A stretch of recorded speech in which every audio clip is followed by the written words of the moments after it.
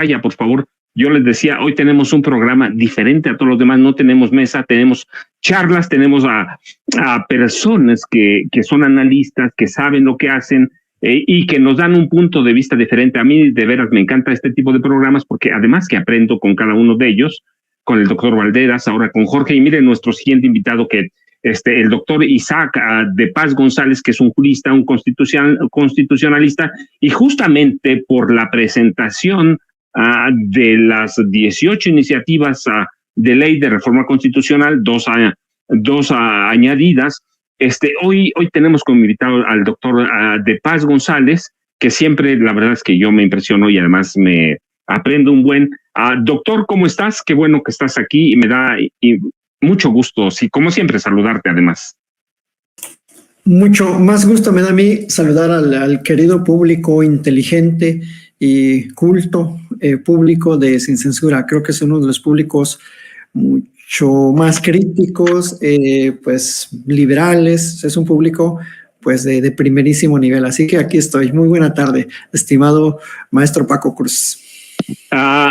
Doctor, fíjate, terminando la charla con Jorge Gómez Naredo, él decía que más que la del narco, que de pronto se les pierde la oportunidad, porque falta mucho, digo, no tanto tiempo, pero 3 semanas de aquí al 1 de marzo para el arranque formal de las campañas presidenciales, y yo digo, ya se perdió, simple en los últimos, en 3 días como que se les cayó, pero decía Jorge que más lo que él ve que van a tomar como campaña, como bandera o como eje, la oposición, las reformas del presidente López Obrador. ¿Cómo ves tú eso? ¿Cuáles ves tú como peligro? ¿Cuáles tú ves que peligro para la oposición, ¿no?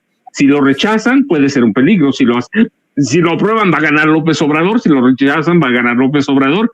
¿En qué te centrarías? ¿Cuáles son de las 18 constitucionales?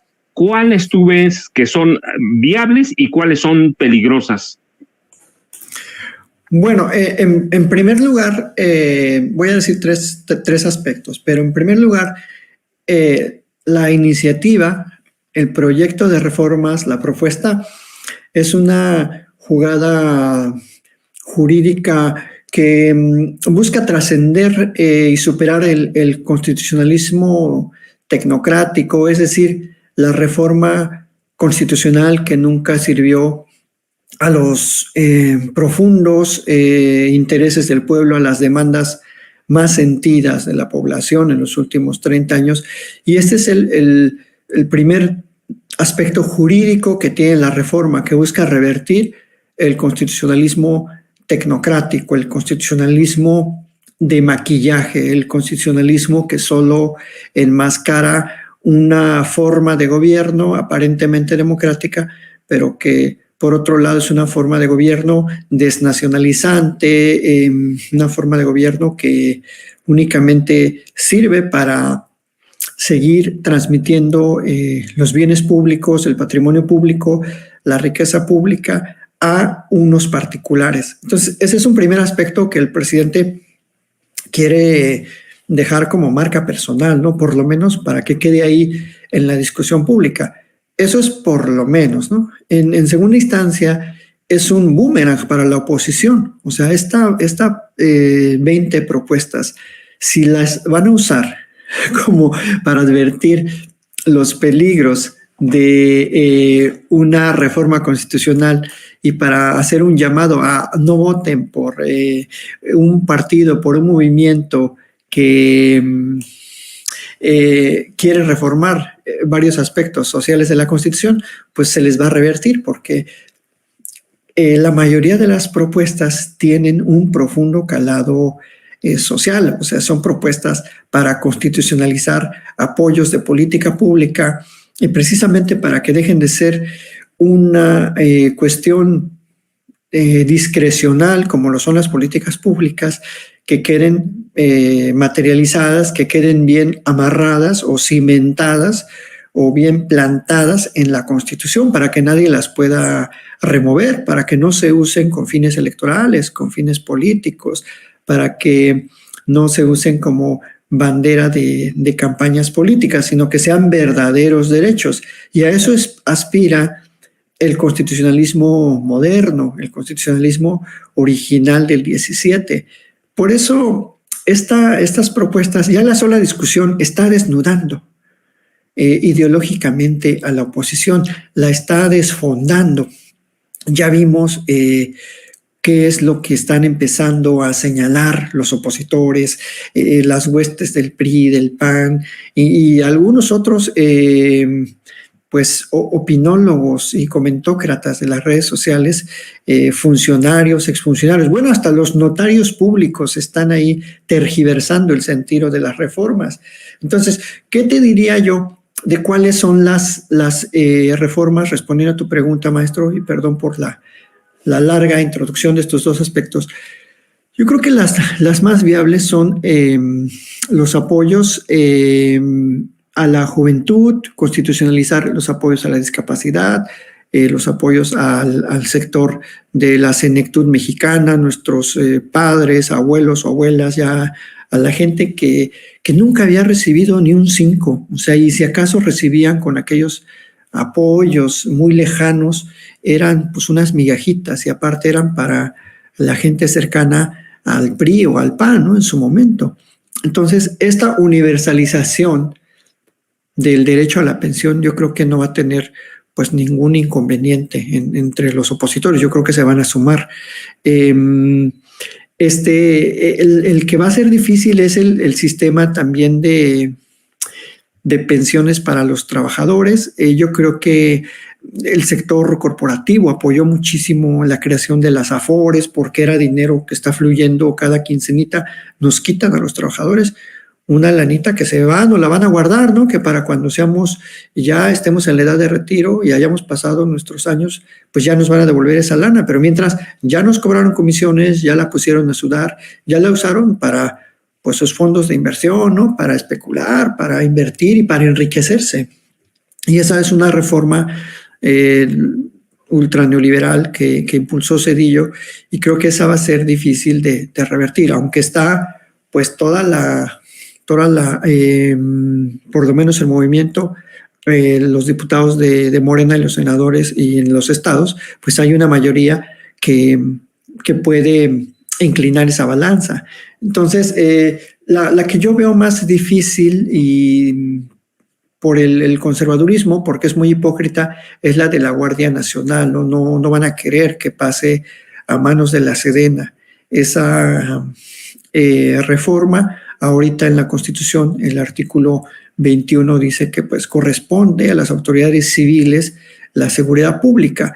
Y claro que hay riesgos, ¿no? De que la autoridad militar, la autoridad de la defensa se haga cargo, pero es la única autoridad que tiene la capacidad operativa, es la única autoridad que tiene la presencia territorial y es la única autoridad que hasta el momento ha demostrado, porque está demostrado con hechos, que tiene un interés genuino en apoyar las labores de seguridad en todo el territorio nacional, que tiene presencia en los 31 estados, en la Ciudad de México, que tiene ya cuarteles pues más o menos dignos. No te voy a decir que son ya los super cuarteles, porque yo conozco varios, pero sí tiene ya cuarteles bien definidos, cosa que no había antes. Las policías andaban ahí casi quedándose a la intemperie o en hoteles y hasta los atacaban ahí los grupos de la delincuencia.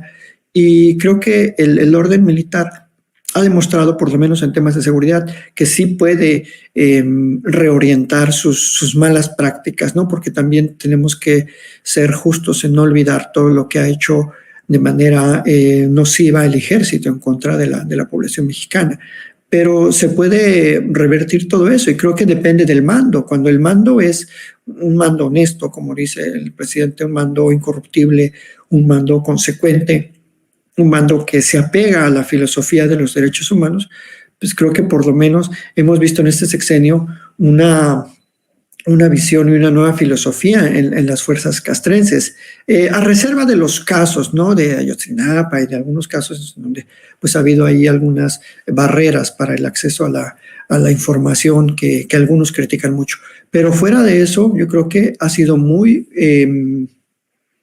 positivo que la Guardia Nacional tenga esta membresía o esta pertenencia o este origen en el ejército, porque de otra manera no hubiera sido posible. ¿De dónde sacas a 120,000 policías? O sea, ¿de dónde sacas de repente, así en 4 años, de dónde creas una academia? O sea, las academias de policías de los estados, las municipales y las estatales han fracasado.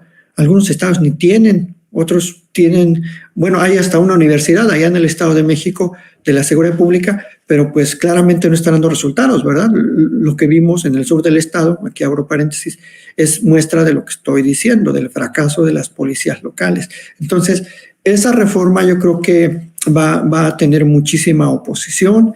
Las otras reformas son eminentemente sociales, o sea, ¿a quién no le gustaría viajar en tren con un precio asequible, con un transporte que no contamina, utilizando esas fortalezas que ya tenemos de los 18,000 kilómetros de vías férreas, aprovechando la conectividad para impulsar el turismo, simplemente muchas personas que desean regresar a casa, no manejar en trayectos largos de más de 2 horas o 3 horas en todo el norte de México, es como pues, hasta le sirve a la gente para descansar, para leer, para tirarte una siesta en el tren.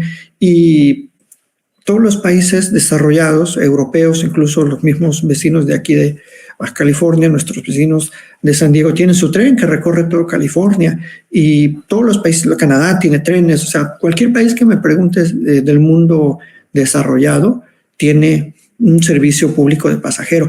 Algunos modelos son híbridos, interviene el Estado y también las empresas, otros modelos son estrictamente privados, pero está esa posibilidad.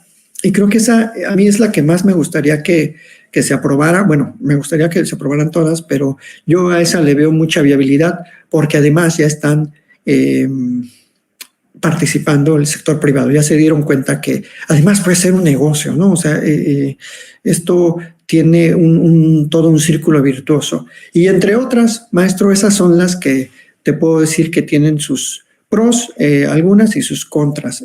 Ya las iremos discutiendo, yo creo que pormenorizando, así como lo está haciendo el presidente, porque esto se tiene que socializar y se vale estar en desacuerdo, pero si lo desgranamos cada una de las reformas, por ejemplo, la de los órganos autónomos, que también creo que va a enfrentar mucha oposición, pues vamos a ver que la verdad es que el presidente se queda corto, tiene muchísima razón. Ya lo dijo el mismísimo Luis Carlos Ugalde en el INAI, dijo, la gente sigue siendo igual de feliz con o sin la existencia del INAI, porque la verdad es que la gente no lo usa. O sea, lo usan algunos académicos, periodistas, y párale de contar, ¿eh?